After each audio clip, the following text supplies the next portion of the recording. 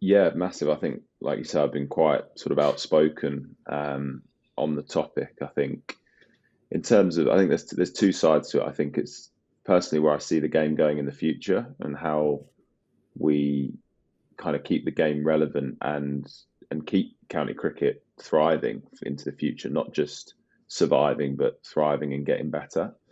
And also just from a personal experience point of view, I've seen lucky to now play for not a really long time, but sort of 6, 7 years now, and kind of seeing how the game's changed from even when I started to now, particularly around the blast and sort of not just the intensity of the blast, but the scheduling of the blast. And obviously, the hundred's been a phenomenal success, and been really privileged to be a part of that. And I think that is the future of English cricket, and it's going to keep the English game growing.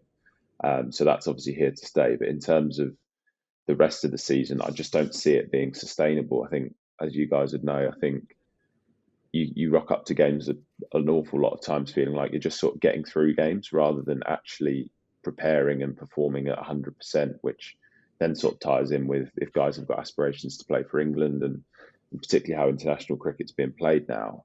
I don't think the schedule we've got is a fair reflection of high performance and the best that the game can be, because we've got some amazing cricketers in this country, both men's and women's games, who can do things that guys have never been able to do before. So just trying to maximise that, I think there is going to have to be some give, because ultimately you can't keep. We've got a finite number of days in the summer and a finite amount of cricket that needs to be played. So you can't, no matter how you move it around and change things, unless you take some cricket out somewhere, I don't see how there's going to be a massive change.